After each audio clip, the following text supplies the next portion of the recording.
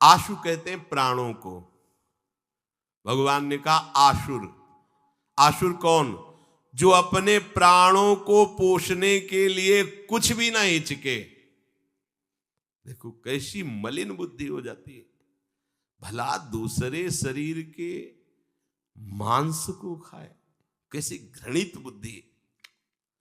जो किसी पशु पक्षी का जब अंडा गिरता है नीचे तो उसके दर्शन होता है, कितना उसमें लिबलिबा मल भरा होता है, कितनी गंदी चीज देखने में लगती है। वही जीव रूप धारण करता है जाके।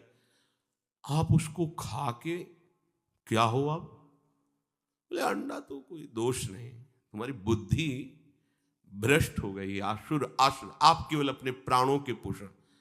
आप 1 साल ब्रह्मचर्य रहकर देखिए, नमक रोटी खाइए आप, और आपसे अगर कोई हाथ मिला ले तो हमसे बात करना।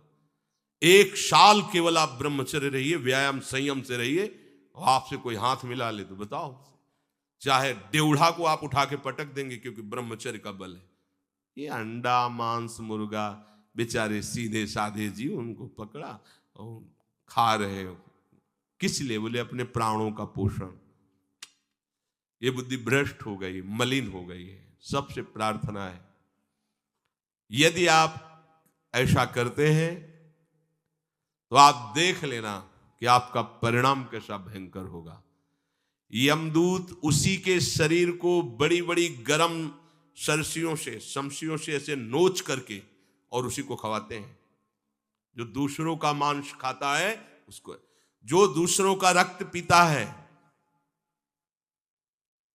कोल्हू में पेरा जाता है। कोल्हू में, जैसे यहां गन्ना नहीं पेरा जाता, वहां मरना नहीं। यहां तो जरा सी खोपड़ी जाएगी, आप दर्द रहित हो जाएंगे, मर जाएंगे, खत्म दर्द। वहां नहीं, मरना नहीं, पूरा कोल्हू में पेरा जाता है। फिर वैसे यातना दे उसे, वही खून पी के फिर उसको कोल्हू में पेरा। बड़ा भयानक दंड है। उसको ऐसा मत सोचो तुम्हारे आंख मूंदने से बच जाओगे। बिल्ली जब कबूतर पे झपटती तो उड़ना नहीं, वो सोचता है आंख मूंद लो बच जाओ। आंख मूंदा, बिल्ली झपेटे में ले गई। तुम नकारो कि अरे कोई नर्क वर्क नहीं है, इससे बच नहीं पाओगे, जाना पड़ेगा।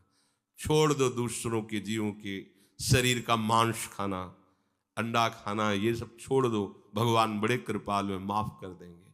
तुम जिस जीव की हत्या करते हो वो कर्म तुम्हें दंड देने के लिए अव्यक्त रूप से विराजमान हो चुका है। समय जब वो आएगा, काल जब आएगा, काल माने समय जब आएगा, फिर बच नहीं पाओगे। तुम्हें ऐसा दंड मिलेगा, त्राहिमाम बोलोगे, कोई तुम्हें बचाने वाला नहीं होगा। यज्ञ में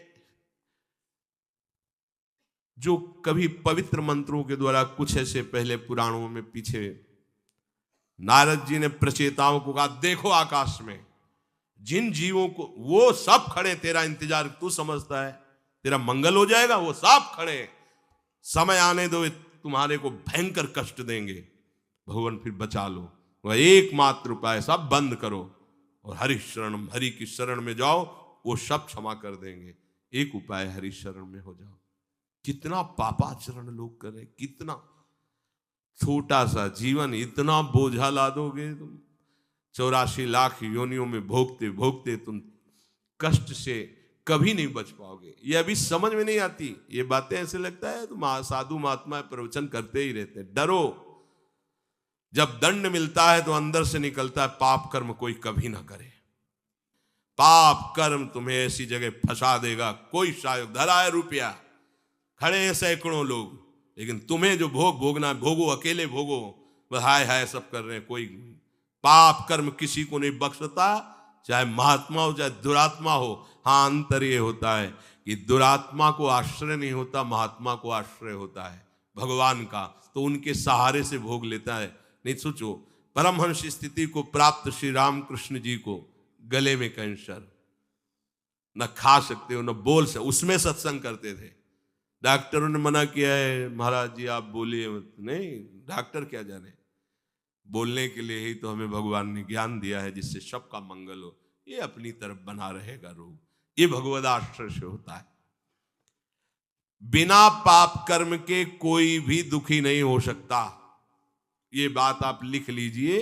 पाप कर्म है कभी न कभी का, तो 100 की जगह वो 10 थप्पड़ लगेंगे, 90 माफ हो जाएंगे, लेकिन लगेंगे। भगवान का ऐसा नहीं कि 0 पे आ जाए किसी का भी। देखो इतने बड़े ब्रह्म महिमा में लीन महापुरुष श्री उड़िया बाबा, गड़ासा चला, रोम रोम कांप उठता है कि यहाँ 2-4 माला जप करके हम आशा करते विमान आएगा, और वो ब्रह्मलीन महापुरुष समाधि में बैठे हुए, गड़ासा चल, कर्म किसी न किसी जन्म का कर्म आकर भीष्म जैसे महाभागवत जो भगवान की हुई शपथ को भी तोड़वा सकते हैं, उनका कर्म आकर उनको 6 महीने बाणों की नोक पर सुलाया, बाणों की नोक पर 6 महीने। और भगवान से कह रहे हैं कि आप कह रहे युधिष्ठिर को उपदेश करो, महाराज एक कांटा गड़ जाता है कितनी पीड़ा है, यहाँ एड़ी से लेकर सर तक में अर्जुन के विषैले बाण चुभे हुए हैं, और 6 महीने से उस भयानक कष्ट को भोग रहा हूं। भीष्म जी की महाभारत में स्वयं की अनुभूति, ऐसा नहीं कि उनको कष्ट नहीं हो रहा था, उन्होंने कहा इतना भयानक कष्ट हो रहा है और आप कह रहे हैं उपदेश करो। भगवान ने से स्पर्श किया, तब उनका कष्ट दूर हुआ। बड़े बड़े महापुरुषों को, बड़े बड़े संतों को ये क्या अनंत जन्म व्यतीत हो गए, पता नहीं किस जन्म में हमसे कौन से पाप बन गए। चलो पीछे का स्टॉक हरी जाने, अब तो सुधार लो, सामने तो मत करो, अब तो मत करो। पर ये अपने प्राणों का पोषण करना ही जिनका स्वभाव होता है, वो जीवों को ऐसे कष्ट देते हैं। कभी कभी ऐसे दृश्य जैसे भ्रमण में देखने को मिले हैं कि जो राक्षसी स्वभाव के लोग शराब पिए हुए एकांत जंगल, ऐसे सुअर के पैर बांधे हुए बंधन के वो बोल रहा है, सब ऐसे वो ऐसे बांस या लाठी में ऐसे डाल के 2 लोग बीच में आग लगी है, जिंदा वो आधा घंटा तक जलता तड़पता रहे, ये कैसा। अब उसको खाएंगे अपने प्राणों के पोषण के लिए, फिर उनकी दुर्गति इससे भी भयानक होती परिणाम, क्योंकि ये तो आपका कमाया हुआ है ना, अब इसका ब्याज बढ़ेगा, जो कर्म है उसका ब्याज भी बढ़ेगा, और ब्याज से ही भुगतना पड़ेगा। तुम्हें तैयार हो, ऐसा नहीं है कि मालिक देख नहीं रहा, वही तुम्हारे अंदर ही बैठा है, उसको किसी गवाही की जरूरत नहीं।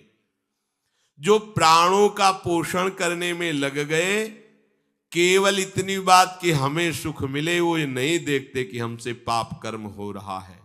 वो रुपए के लिए, पैसों के लिए, अपनी जवान के स्वाद के लिए, अपनी शरीर की पुष्टता के लिए किसी भी जीव की हत्या करने से तुम्हें सुख मिलेगा, ऐसा हमें आज तक शास्त्रों में नहीं मिला। और ना ये कभी किसी का मंगल कर सकता है कि तुम किसी देवी देवता के नाम पर किसी जीव की हत्या करो और तुम्हें सिंहासन मिले।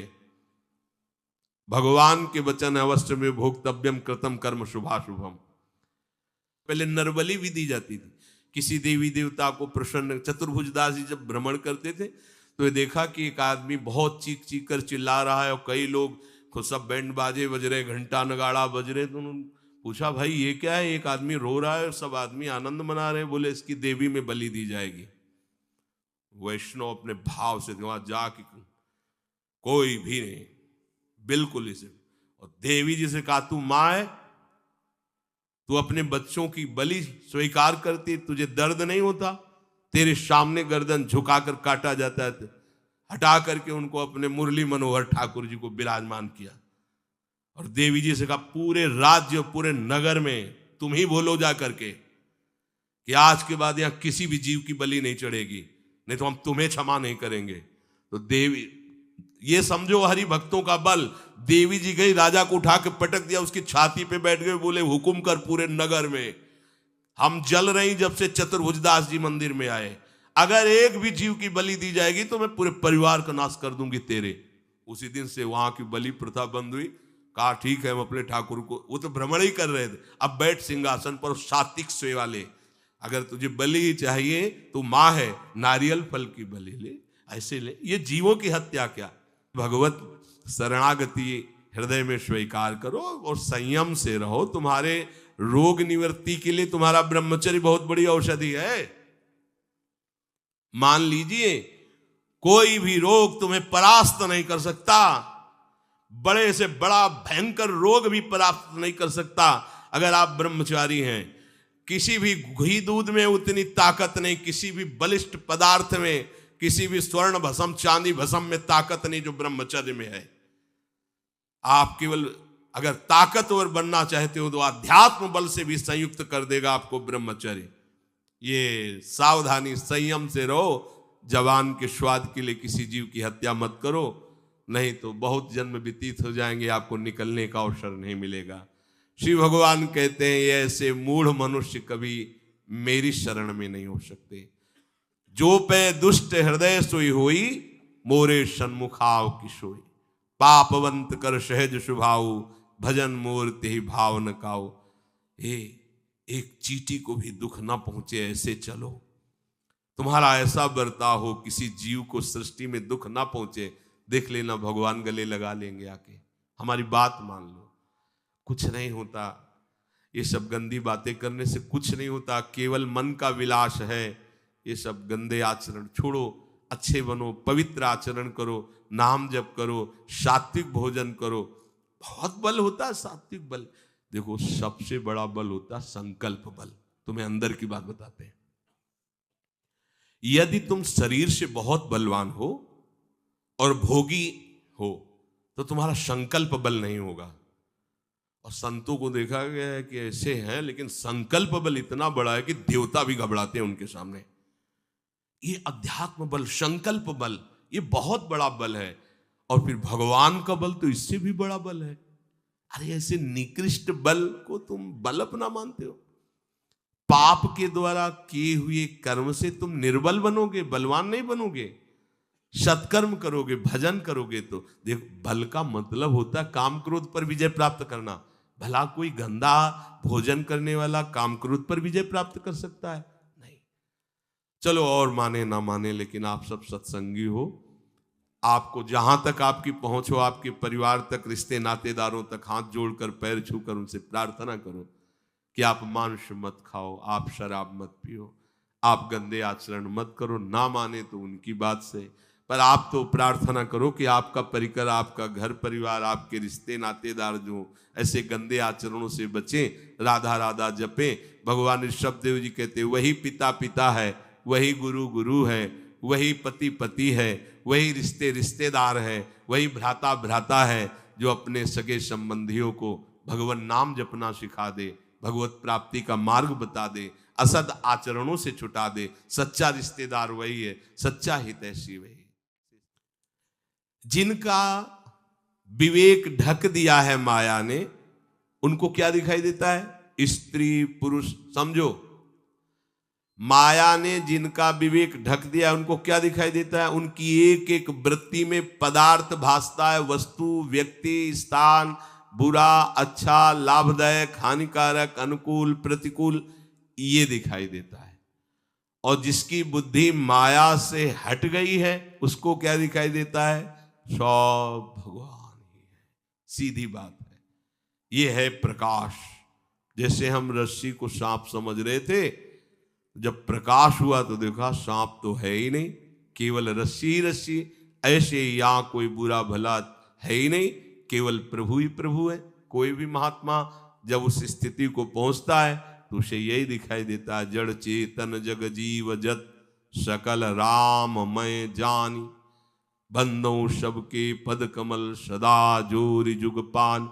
मेरे प्रभु सब रूपों में स्फुरित हो रहे।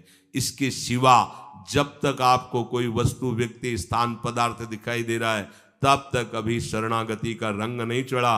अभी माया अपना पर्दा डाले हुए है, क्योंकि कहीं न कहीं हमारी कामना, ममता, अहंकार अभी शरणागति में पूर्णता नहीं आने दे रही।